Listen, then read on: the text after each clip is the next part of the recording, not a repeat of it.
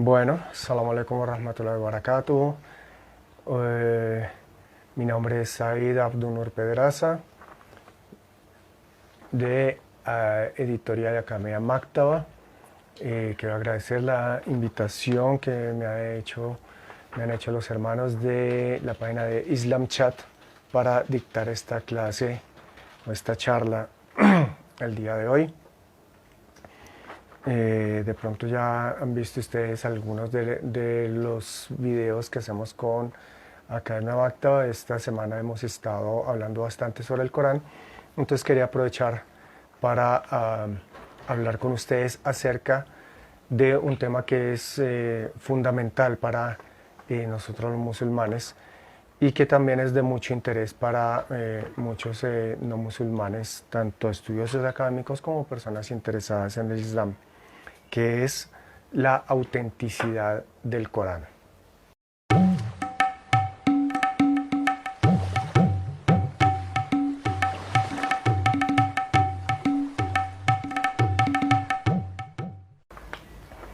Bien, para hablar de la autenticidad del Corán vamos a hablar de que nosotros podemos determinar la autenticidad del Corán por tres vías. Es decir, es lo que en un artículo que he publicado he llamado la triangulación para determinar la autenticidad del Corán. Esto no me lo inventé yo, no es nada nuevo, sino es, digamos, como la forma en que lo presento. Estas tres vías, ¿cuáles son? La transmisión oral, la transmisión escrita y la tradición profética.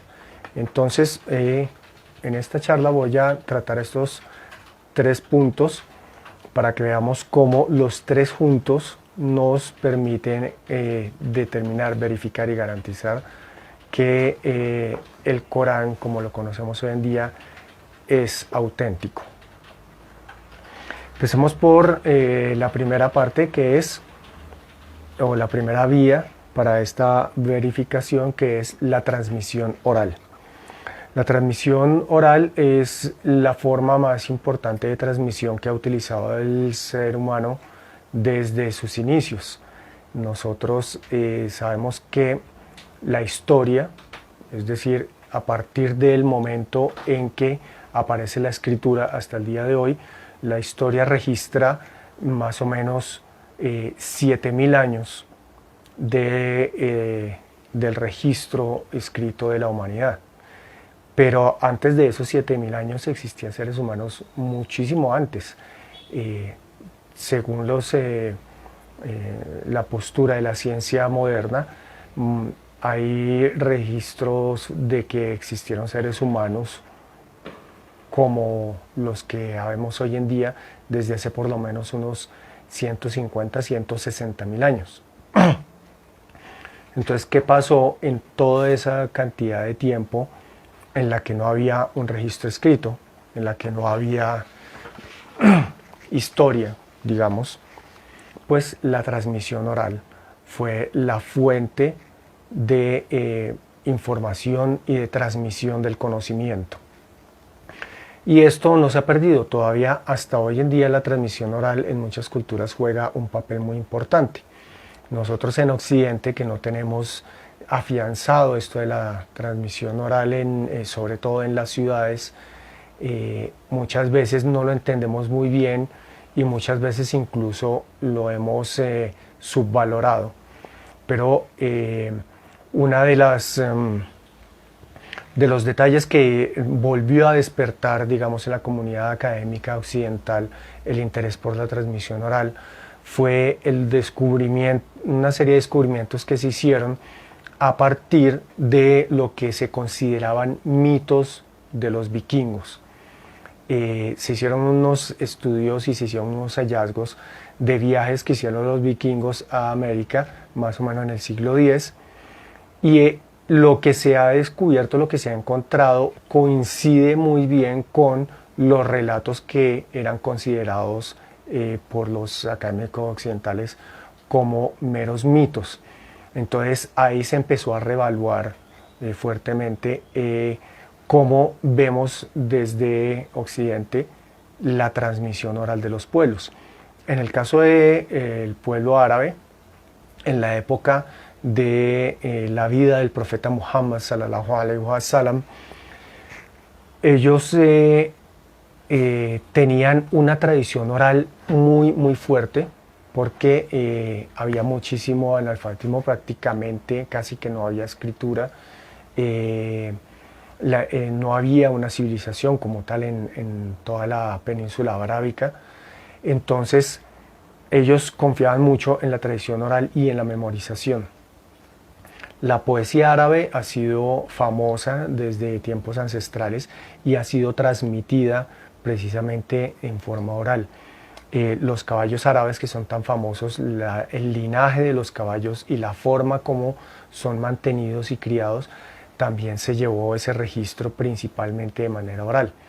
Y todavía hoy en día, cuando uno va a estudiar a un país árabe y encuentra cómo ellos siguen manteniendo la memorización y la transmisión oral de una forma muy fuerte y muy importante para ellos, lo sorprende a uno mucho. Yo personalmente vi cómo en una clase que recibimos, una persona, en este caso ni siquiera fue un árabe, fue un compañero indonesio que había estudiado pues en su país lo básico de las ciencias islámicas, y él había aprendido esto de la memorización, que es muy importante dentro de la comunidad musulmana a nivel mundial. Y él, en una clase en la que el profesor nos dijo en árabe un hadith que no conocíamos y que él no conocía, el profesor le preguntó acerca del hadith y él se lo repitió palabra por palabra de memoria, con haberlo escuchado solo una vez. Esto para mí fue muy sorprendente y lo digo simplemente como una forma de mostrarles que la transmisión oral en otras culturas, como en la cultura árabe, desde tiempos ancestrales ha sido muy fuerte, muy importante. Y aunque nosotros aquí, cuando por ejemplo jugamos al teléfono roto, una persona transmite un mensaje muy sencillo y a la tercera, cuarta persona ya se ha distorsionado el mensaje, eso normalmente no pasa en muchos pueblos y culturas. La transmisión oral del Corán ha sido muy importante porque, como nosotros sabemos, el profeta Muhammad sallallahu alaihi wasallam recibía la revelación y la recitaba. Él era analfabeto, él no sabía leer y escribir. Él tuvo escribas que cuando él recitaba los versos que le eran revelados, los iban poniendo por escrito. Después él pedía que se los recitaran nuevamente para verificar que hubiera quedado correcto. Pero la primera forma de transmisión del Corán fue del profeta Muhammad hacia sus compañeros, hacia los sahabas, de forma oral. Él recitaba el Corán, ellos escuchaban el Corán recitado de voz de él y lo repetían. Y no solamente repetían el texto tal cual, palabra por palabra, sino que repetían los sonidos, la forma en que él recitaba. Y eso se ha seguido transmitiendo hasta el día de hoy. Cuando uno estudia Tajwid con un profesor que tiene el certificado de la cadena de transmisión, ellos tienen certificados donde dicen este profesor aprendió de este profesor, que aprendió de este profesor, que aprendió de este profesor, y eso se remonta hasta el profeta Muhammad sallallahu alaihi wasallam, y eso nos garantiza que lo que a nosotros nos enseñan de cómo recitar correctamente el Corán hoy en día es tal como lo recitaba el profeta Muhammad sallallahu alaihi wasallam. Entonces la transmisión oral ha sido muy importante, y además porque no ha sido, digamos, lineal, es decir, no es que el profeta se lo recitó a, digamos, Abu Bakr radiyallahu anhu, y él se lo transmitió a un hijo y este se lo transmitió a un conocido, y etcétera, linealmente. No, el profeta lo recitaba a todos los seguidores, y cada año en Ramadán recitaba todo lo que se había revelado hasta ese momento. Como sabemos, la revelación duró 23 años, y el último año el profeta sallallahu alaihi wasallam se reunió con el ángel Gabriel y repitieron 2 veces el Corán completo para garantizar que estuviera bien, y completo y terminado. Entonces, en ese momento los musulmanes, que ya eran más de 100.000, escucharon la recitación completa, escuchando todo lo que ya habían venido escuchando y aprendiéndose de memoria año tras año, y ellos recitándoselo a su vez a otros, transmitiéndolo también, todo lo que ellos aprendían lo iban transmitiendo. Entonces esta memorización fue de mucha gente. Eso nos garantiza de que no fue que en un, digamos, un concilio cerrado, en un grupo selecto pequeño, se guardaba ahí el Corán y se lo transmitían entre ellos, y entonces no sabríamos si en algún momento decidieron cambiar esto o aquello y decir, no, es que las cosas son así, y no se supo exactamente por qué eso lo manejaban allá internamente. No, el Corán siempre fue público. Desde un principio, el profeta al principio no predicaba abiertamente, lo hacía para un grupo cerrado por temor a la persecución de los Quraysh. Entonces esos primeros versículos se le fueron primero revelados a su gente más cercana y luego a los que iban viniendo, y después de poco tiempo se abrió ya la prédica a todo el mundo, y el profeta ya recitaba el Corán en público ahí al lado de la Kaaba, donde se reunía toda la gente y todo el mundo lo escuchaba, tanto sus seguidores como los que eran sus detractores. De hecho, hay historias de personas que eran detractores del profeta, que eran enemigos del Islam, pero que a escondidas se quedaban a escuchar su recitación, porque decían que era maravillosa, que era más hermosa que la mejor poesía que jamás hubieran escuchado. Entonces, ese hecho de que el Corán siempre haya sido público y haya sido transmitido de esa manera, que la gente lo hubiera escuchado y lo hubiera memorizado, y al mismo tiempo de que lo memorizaban, lo iban integrando a su vida, lo iban poniendo en práctica, porque los sahabas, precisamente, el Islam es una forma de vida, la idea del Islam es obedecer a Allah siguiendo las enseñanzas del profeta Muhammad sallallahu alaihi wasallam.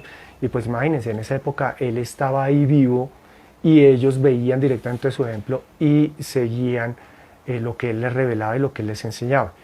Entonces, cambiar algo en el Corán no era posible, porque no era tan simple como decir, no, vamos a corregir aquí, esta historia nos quedó mal, vamos a meterle esto acá porque más nos conviene tal cosa, porque la gente no solo ya lo estaba memorizando, sino que además ya lo estaba poniendo en práctica, y entonces iba a decir, no, un momentico, ¿cómo así que hasta aquí estábamos haciendo así y obrando de acuerdo a estos principios, y ahora esto no lo van a cambiar? No funciona. Entonces, la transmisión oral se ha hecho de manera siempre pública. En ningún momento el Corán ha sido un libro que haya estado guardado en un idioma que solamente una clase sacerdotal o una clase de eruditos lo conocieran, y que la gente simplemente tenía que atenerse a las interpretaciones que le dieran o a lo que le dijeran que ahí decía, sino que siempre desde un principio el Corán ha sido del dominio público. Todos los musulmanes lo han conocido, lo han memorizado, lo han transmitido, lo han puesto en práctica, y eso nos da garantía de que no ha sido adulterado así como así, de que nadie le ha podido meter mano para cambiarlo. La segunda vía es la transmisión escrita. Al mismo tiempo de que se estaba transmitiendo el Corán de una persona a otra, y de que los musulmanes se reunían y los recitaban en círculos de recitación, y el uno se escuchaba al otro y se corregían y se decían, mire, esto fue lo último que escuché del profeta Muhammad, a ver qué fue, etcétera. Al mismo tiempo de que todo eso sucedía, de que era pública la revelación, se iba poniendo por escrito. Por un lado, había gente que sabía escribir, entonces utilizaba el material que tuviera a mano, en hojas de palmera, en huesos, en piedras, se iba poniendo por escrito. Algunos simplemente ponían por escrito ciertos versículos que eran como los que más les llamaban la atención, los que más querían y los que más atesoraban. Otros trataban de llevar un registro completo. Y aparte de eso, había unos, digamos, escribas oficiales nombrados por el mismo profeta Muhammad sallallahu alaihi wasallam que lo iban poniendo por escrito, lo iban registrando. Entonces, en vida del profeta ya se estaba poniendo la revelación por escrito. Después de eso, después de la muerte del profeta Muhammad sallallahu alaihi wasallam, vino la recopilación de todos esos textos que habían quedado en diferentes medios escritos, muchas veces en páginas sueltas, muchas veces en hojas sueltas, etc. Y viene la recopilación por orden del primer califa Abu Bakr radiyallahu anhu, que lo que hace simplemente es nombrar se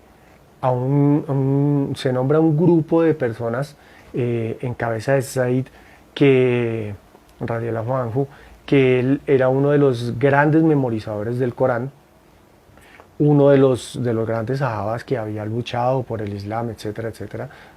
Y él no fue que él a su gusto, a su acomodo, llegó y agarró y compiló el Corán y lo puso en el orden que quiso y dijo, mira, Abu Bakr, aquí está listo. No, sino que se armó una comisión en la que se fue recopilando todo y se iba verificando con otros memorizadores. Entonces no se podía dejar constancia por escrito, pues en el libro compilado de un versículo, una leya del Corán, si no había sido avalado por los memorizadores.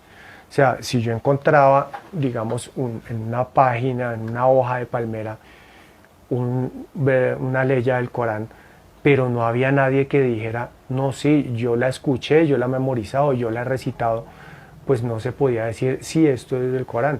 Yo la veo aquí, está escrita, yo sé que esto es del Corán, pero si nadie me lo puede corroborar, no puedo ponerlo en la compilación.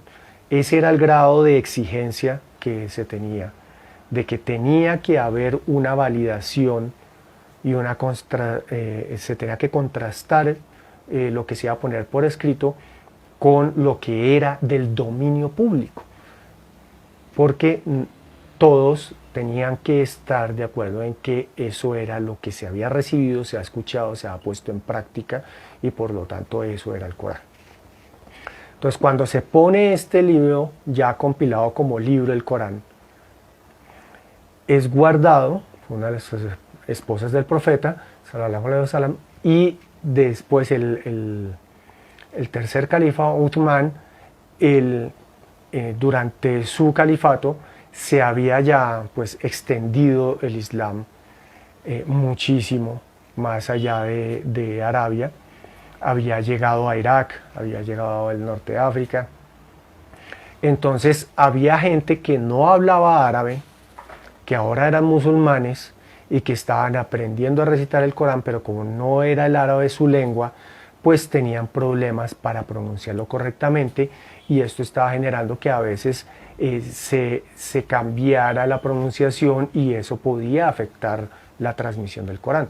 Había el temor de que en ese cambio accidental de sonidos se cambiaran palabras y con el tiempo llegaran a convertirse en cambios en el Corán.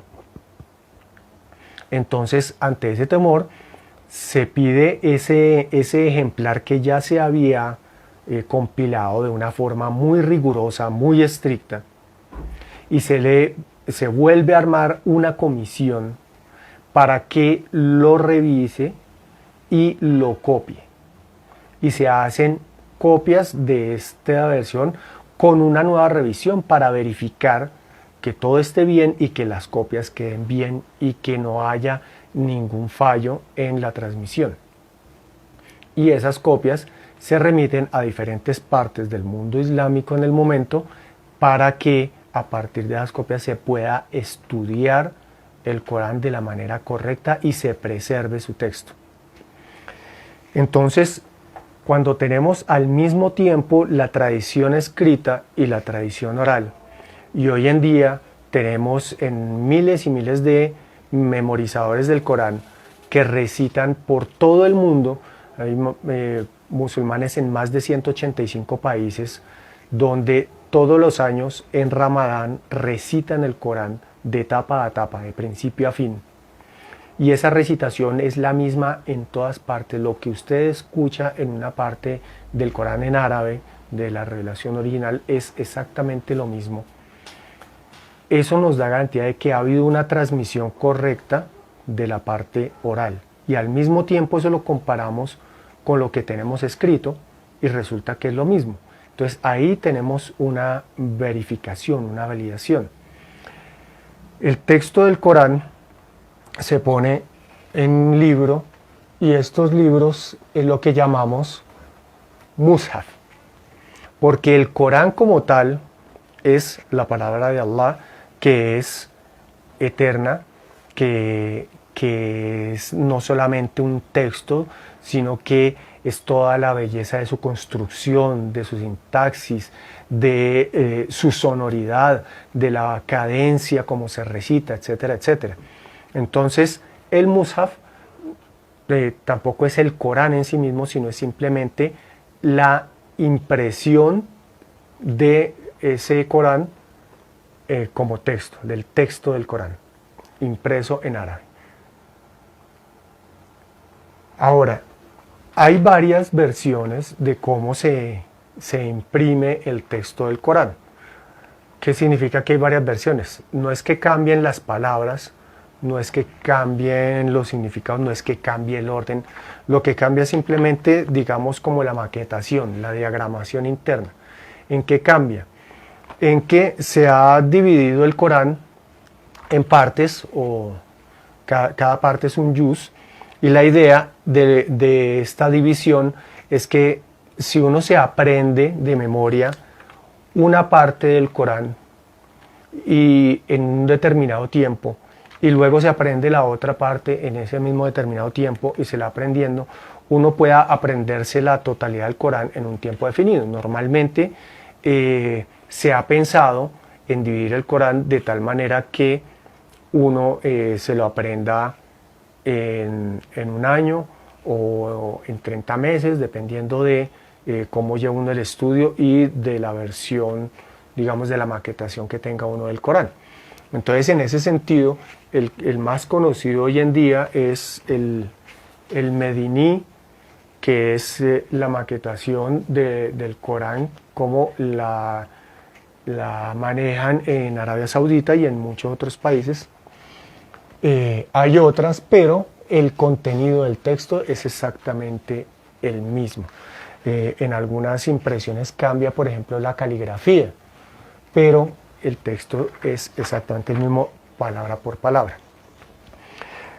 Pero como si no fuera suficiente con que el Corán siempre ha sido de dominio público y que siempre ha sido transmitido oralmente y que siempre ha sido transmitido de forma escrita, y que aparte de eso hoy en día tenemos manuscritos antiguos. De hecho creo que hay 2 o 3 de las copias que ordenó Uthman todavía en museos, y podemos validar esas copias antiguas con copias modernas.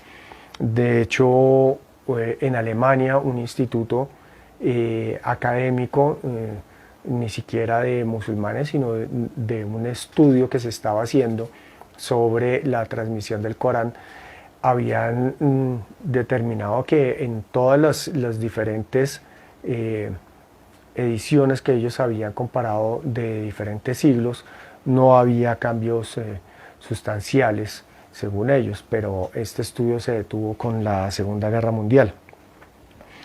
En todo caso, además de eso, viene la tercera vía, que es la tradición profética, la sunna del profeta Muhammad sallallahu alaihi wasallam.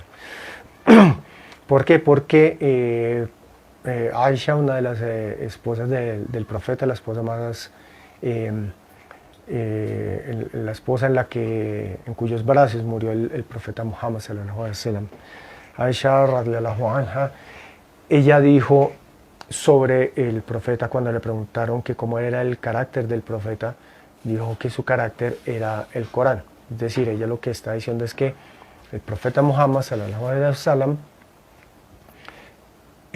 vivió siempre, desde que recibió la revelación, empezó a recibir la revelación, se dedicó a aplicar el Corán. Su vida era vivir de acuerdo al Corán. Entonces, no hay una contradicción entre lo que dice el Corán y el registro que tenemos de cómo vivía el profeta Muhammad. Más bien, la sunna o la tradición profética lo que hace es ampliar y explicar el Corán. En ningún momento ni lo contradice ni pone en duda nada de lo que hay en el Corán, sino que lo que hace es aplicarlo y ampliarlo. Como por ejemplo la oración, en el Corán nos habla de la oración, nos dice que se debe hacer la oración, nos dice que se debe hacer a unos tiempos, nos dice que se debe hacer de una forma ritual específica, pero los detalles de cómo exactamente se debe hacer la oración los tomamos de la sunna, la tradición profética. Los primeros musulmanes aprendieron a hacer correctamente la oración viendo cómo la hacía el profeta Muhammad sallallahu alaihi wasallam, y eso lo fueron transmitiendo no solo de palabras sino de acción. Entonces nosotros hoy en día hemos aprendido a hacer la oración viendo cómo la hacen otros musulmanes que llevaban más tiempo en el Islam, que tenían más conocimiento que nosotros en el Islam, y así hemos ido aprendiendo. Y nosotros le enseñamos a nuestros hijos cómo hacer la oración correctamente, ellos aprenden viéndonos a nosotros, viendo nuestro ejemplo. Así se ha transmitido muchísimas cosas que vienen de la transmisión de la tradición profética, de la sunna del profeta Muhammad sallallahu alaihi wasallam. Entonces nosotros miramos por un lado lo que nos dicen los memorizadores, lo que ha sido la tradición oral, miramos los manuscritos y los textos que tenemos hoy en día, lo que ha sido la tradición escrita, y miramos la sunna del profeta sallallahu alaihi wasallam, vemos todo el registro de lo que ha sido su vida y de cómo se ha ido transmitiendo también de generación en generación ese ejemplo que nos dejó el profeta, y los tres al conjugarse nos dan la comprobación de que no ha habido adulteración en esa transmisión del mensaje coránico, de la revelación de Allah subhanahu wa ta'ala. Entonces, esto de manera muy resumida, lo que nos dice es que nosotros tenemos la certeza y tenemos garantía, no es una cuestión solamente de mera fe ciega, sino de que tenemos los argumentos y tenemos las evidencias de que el texto que conocemos hoy en día del Corán, que leemos en árabe y que recitamos en árabe todos los días en nuestras oraciones y que se repite por completo de principio a fin todos los años en todo el mundo en el mes de Ramadán, es exactamente lo que fue transmitido al profeta Muhammad sallallahu alaihi wasallam, la revelación de Allah al profeta. Que hay de algunos grupos que en determinados momentos de la historia han querido decir que ese Corán no está completo, que se le quitó o que se le puso o que se le cambió el orden. Eso no tiene ningún sustento. Ni de fe, porque Allah mismo dice en el Corán que Él lo reveló y Él es su custodio. Él mismo nos dice en el Corán que como Él no va a enviar más profetas, porque Muhammad sallallahu alaihi wasallam fue el último profeta y mensajero enviado por Dios a la humanidad, como ya no van a haber más profetas, entonces ese mensaje que es el último mensaje de Dios para la humanidad se va a mantener hasta el fin de los tiempos y Él lo protege de cualquier adulteración. Entonces decir que ha sido cambiado algo por adición, por sustracción, por cambio de orden en el Corán no tiene sustento desde la fe. Y desde las pruebas que tenemos, que he mencionado, tampoco lo tiene. Ahora bien, ¿Por qué es tan importante este tema de la autenticidad del Corán? Para nosotros los musulmanes, el fundamento de nuestra vida entera está en el Corán. El Islam es una religión sin clero. Nosotros no tenemos una clase sacerdotal. Nosotros por eso necesitamos del Corán como guía. Nuestro guía no es una figura clerical, ni es una corporación eclesiástica, sino que nuestra guía está en la revelación de Allah, en el Corán. Entonces, mantener el Corán puro, auténtico, sin ninguna adulteración, es fundamental porque ahí es donde aprendemos cómo debemos vivir, ahí es donde están los principios fundamentales de nuestra vida, los principios morales, éticos, filosóficos, ideológicos, políticos, sociales, económicos, religiosos, rituales de la vida del musulmán. Entonces, cualquier cambio, cualquier adulteración nos llevaría a un camino diferente al que Allah nos ha trazado. Y nuestra intención es, y nuestra misión como musulmanes es esforzarnos todos los días en seguir ese camino que nos ha trazado Allah Azza wa Jal, en seguir el camino recto, esforzarnos en cumplir con sus mandamientos y en seguir el ejemplo de vida del profeta Muhammad sallallahu alaihi wasallam. Y para eso es fundamental poder contar con la autenticidad del Corán. Si yo tengo cualquier duda acerca de mi creencia, acerca de la legislación, acerca de la economía, etc., yo puedo acudir directamente al texto del Corán en árabe, que está preservado, está auténtico. Ahora, ¿y si yo no sé árabe? Ahí es donde entra el tema de las traducciones del Corán. Y este ya es un tema aparte. El texto en árabe del Corán y la recitación del Corán en árabe y la memorización del Corán en árabe garantizan la autenticidad de la revelación que fue hecha en idioma árabe. Pero las traducciones no tienen las características de preservación de ese texto árabe. Toda traducción, primero que todo, es una interpretación. Entonces, cada traducción tiene diferentes niveles de acercamiento y diferentes formas también de acercamiento a la verdadera esencia del mensaje que nos transmite Allah Azza wa Jal en su revelación, el Corán. Entonces, hay traducciones que están dirigidas, por ejemplo, en español contamos con traducciones que fueron hechas específicamente para desacreditar al Islam, para satanizar a los musulmanes. Y hay traducciones también que ya tenemos, alhamdulillah, que están pensadas en transmitir de la forma más clara y honesta y completa posible los significados del Corán tal y como fue revelado por nuestro Creador.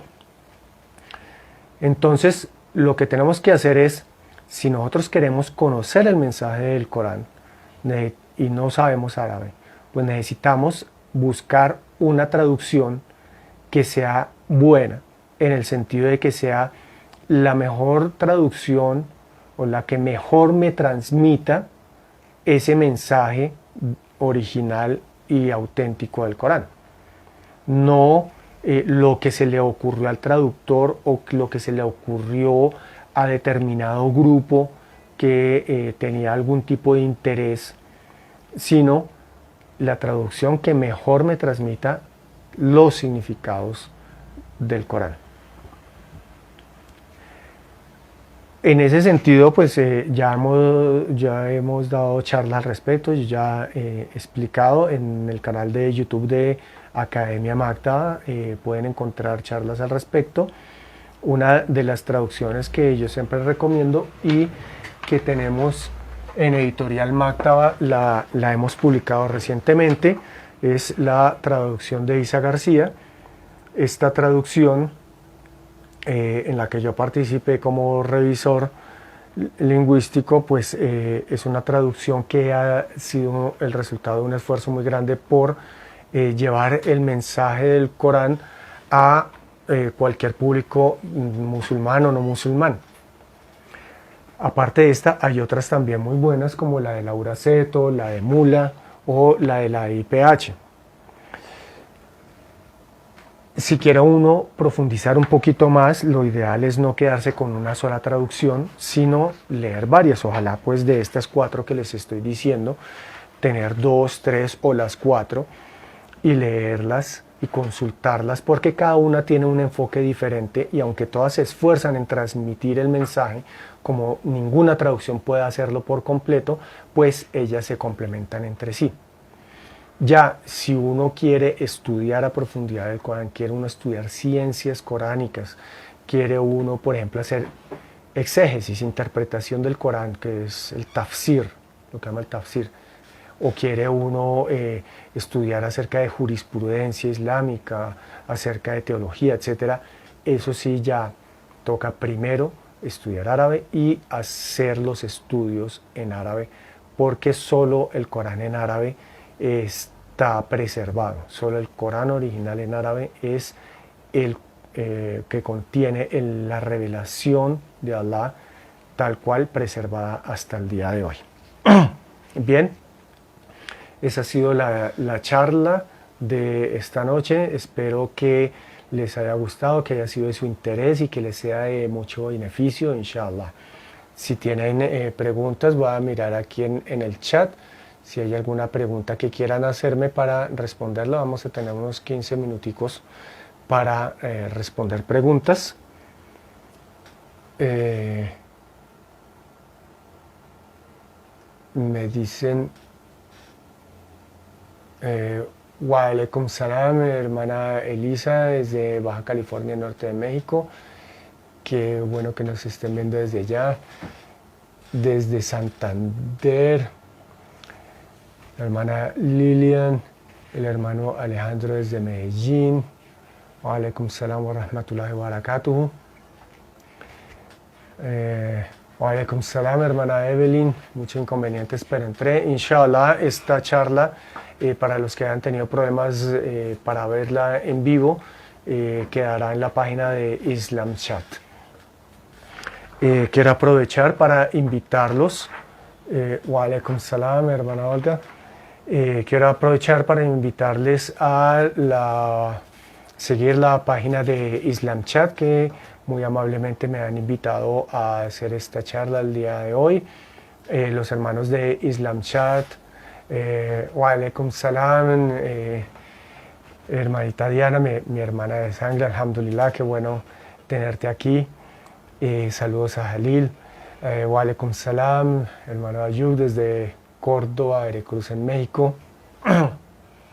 Como les decía, aprovecho para invitarlos primero a seguir la página de Islam Chat, Islam Chat, suscríbanse a la página, denle me gusta, síganla en Facebook, hay muy buena información, hay otros videos aquí que encuentran en la página con muy buena información para musulmanes nuevos, para no musulmanes, y también los invito a seguirnos en la página de Academia y Editorial Maktaba. La pueden encontrar como Maktaba Academia en Facebook, o también pueden buscar Academia Maktaba en YouTube y www.editorialmaktaba.com para ver nuestros libros. Tenemos algunos libros que se pueden descargar gratuitamente, otros que pueden comprar, inshallah.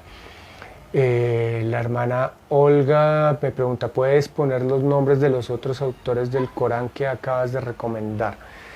Sí, vamos a ver si lo puedo escribir aquí mismo.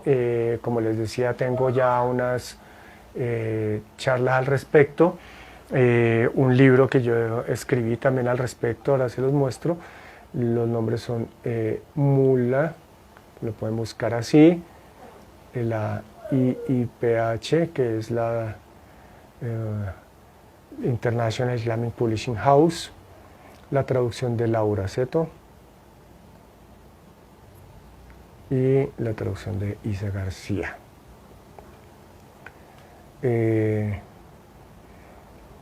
Dependiendo del país, puede ser más o menos fácil conseguir estas traducciones.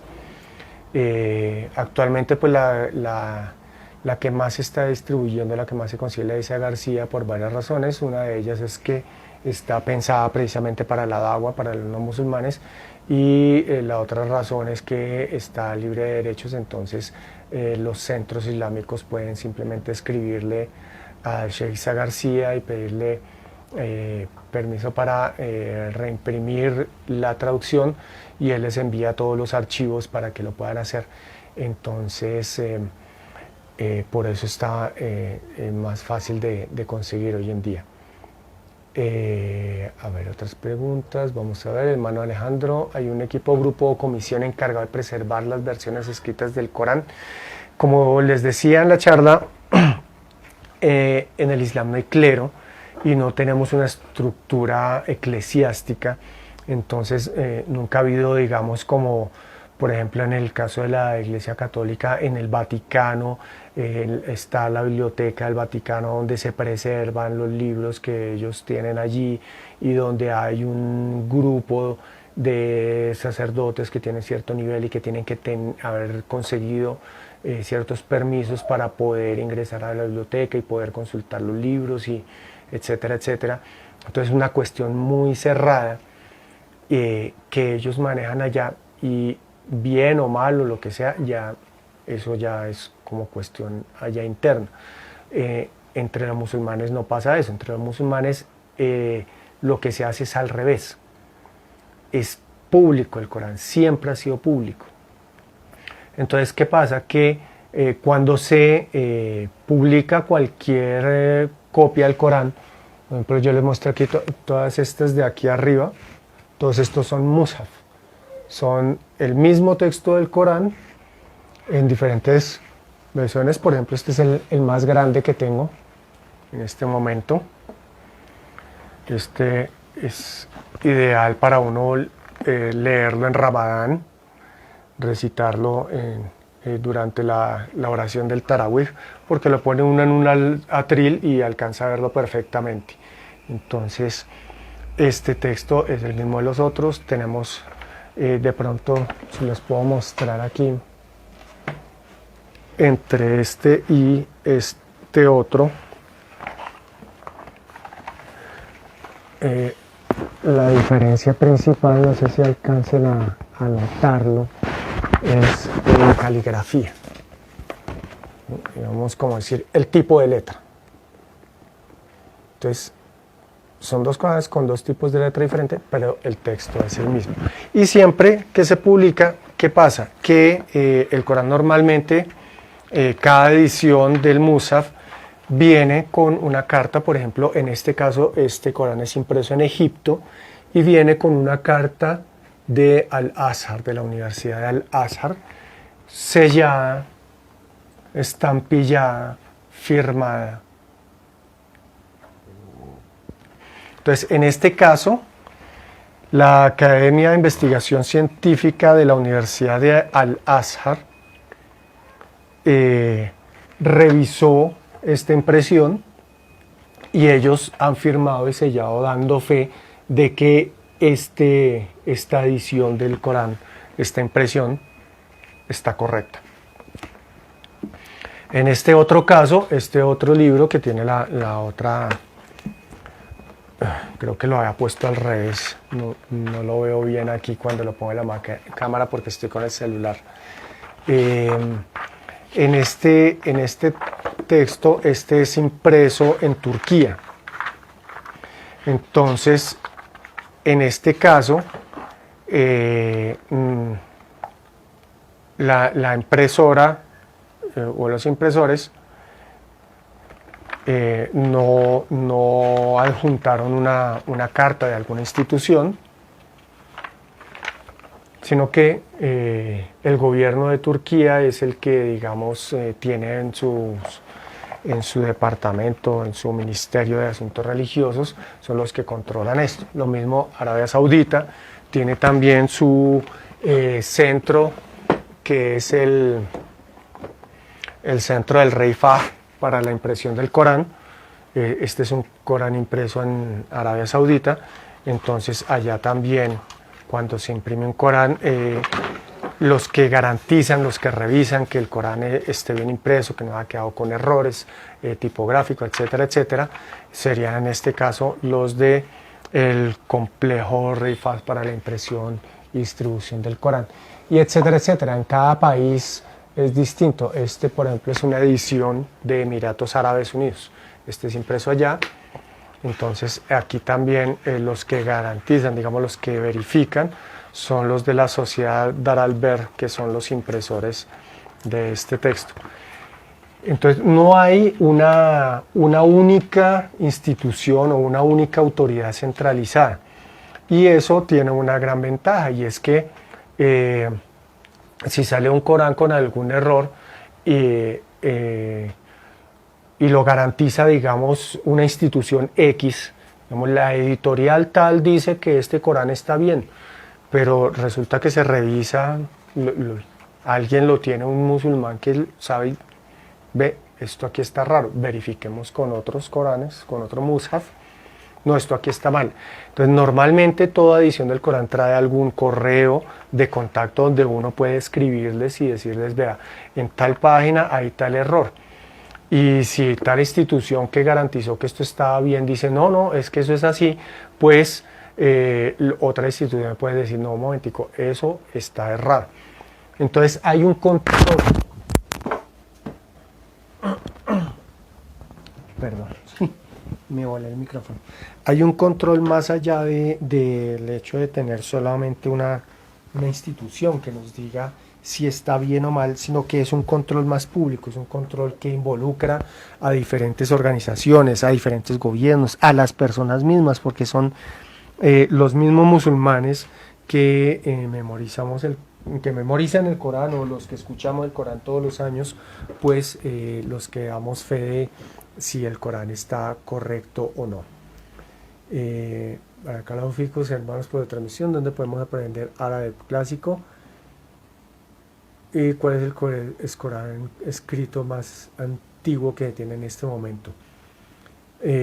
Bueno, yo tengo entendido que hay una copia en Turquía y 2 en Egipto en museos, que serían 3 en total, 3 de las copias que ordenó Othman radiyallahu anhu, el tercer califa y sahaba, acompañado del profeta. Él ordenó 7 copias para enviar a diferentes puntos de la nación islámica, y hay 3 copias de esas que se preservan y serían las más antiguas que se tienen en este momento. No estoy seguro, creo que la primera copia que ordenó, la primera compilación que ordenó Abu Bakr, creo que no se conserva.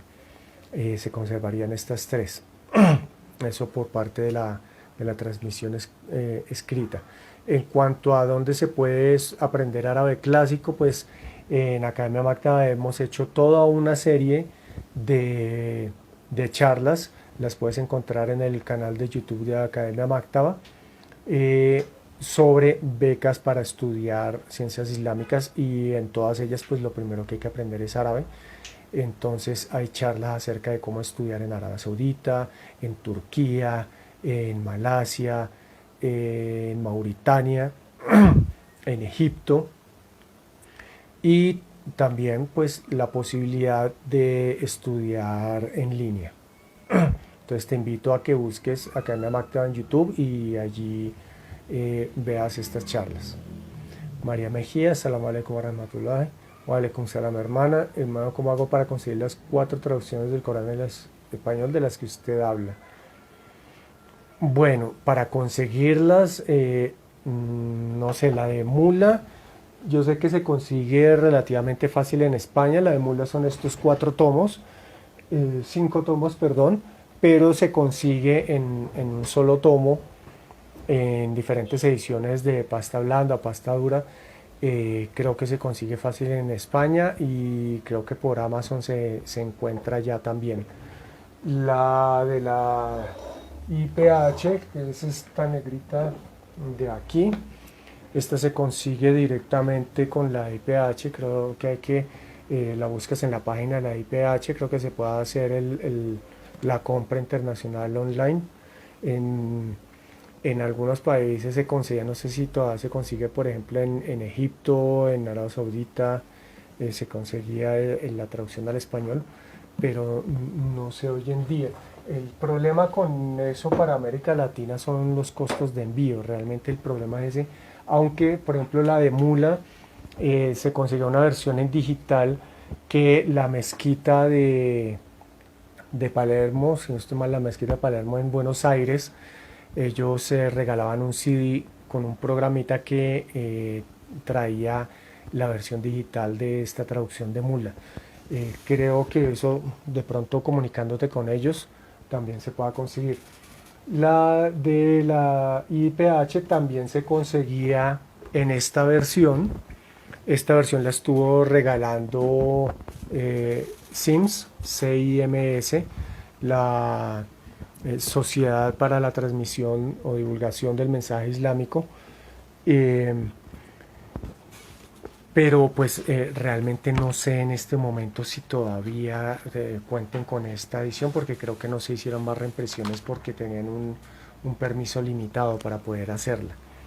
Entonces no sé si con ellos, si tendrías que buscar la página de Sims y solicitarla. Ya se solicitaban en la página los libros y te los enviaban gratis a la casa.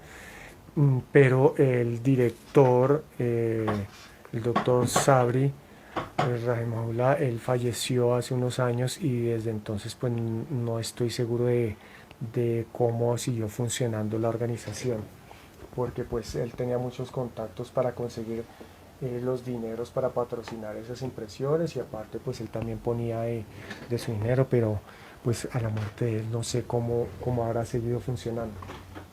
La de Laura Seto es esta. Esta sí no sé cómo conseguirla porque este ejemplar me lo regalaron en Arabia Saudita y creo que esto fue hace como 2 años, y ya se está empezando a ver, creo que ya se puede conseguir en Amazon. Ya poco a poco se están publicando más copias, se están imprimiendo más copias, pero creo que esta es la más difícil de conseguir por ahora. Esperemos que se imprima más y se pueda conseguir más fácilmente.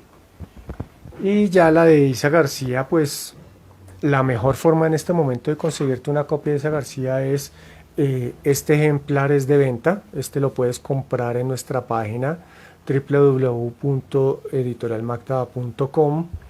Ahí lo puedes adquirir, eh, pero por ahora es más que todo para envíos internos aquí en Colombia, porque los envíos internacionales salen muy costosos. Y también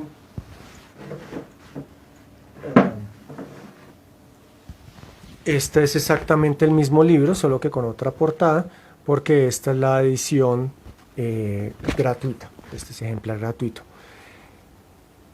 Si tú vives en Colombia, solo tienes que ver nuestras charlas de Academia Mactaba en Facebook. Estamos haciendo unas charlas ahorita el jueves a las 7 de la noche hora colombiana. Tenemos una de estas charlas y estamos regalando Coranes de esta edición. Entonces podrías ganarte uno.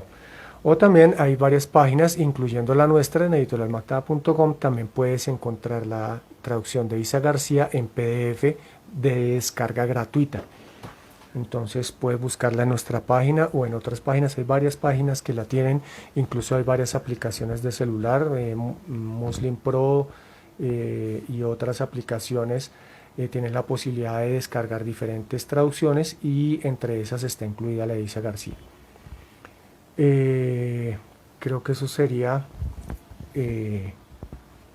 Dice Alejandro, entonces de cierta manera sí está certificada la impresión. Sí, sobre todo en los Coranes que son impresos por directamente ciertas instituciones como Al-Azhar, el complejo Rey Fahd para la impresión del Corán. ¿Qué otra? Esas dos se me vienen a la mente en este momento, que ellos certifican que la traducción sea, la impresión del Corán esté libre de errores, que sea correcta. Y sin embargo, pues como somos seres humanos y se puede cometer algún error, siempre ellos incluyen algún correo a donde se les puede escribir en caso de que se encuentre algún error de tipográfico, alguna falla de la impresión, alguna cosa así. Entonces sí hay un control para las impresiones del Corán que nos garanticen de que son correctas. Bueno, una hora exacta. Espero que les haya sido de mucho beneficio esta charla. Como les digo, inshallah esta charla va a quedar ahí grabada, colgada de la página de Islam Chat. Los invito nuevamente a que le den me gusta a la página de Islam Chat, a que sigan la página de Islam Chat. Hay muy buena información, hay bastantes videos donde pueden aprender de diferentes temas. Espero más adelante dar otras charlas también aquí con los hermanos de Islam Chat. Y también síganos en Academia Maktaba, donde también estamos dando otras charlas y estamos regalando Coranes, la traducción de Isa García, inshallah. Bueno, muchísimas gracias por acompañarme el día de hoy. Que Allah nos guíe y nos proteja siempre, nos dé siempre su luz. Y nos estaremos pues viendo aquí en Islam Chat o en Academia Maktaba, inshallah. Assalamu alaikum wa rahmatullahi wa barakatuh.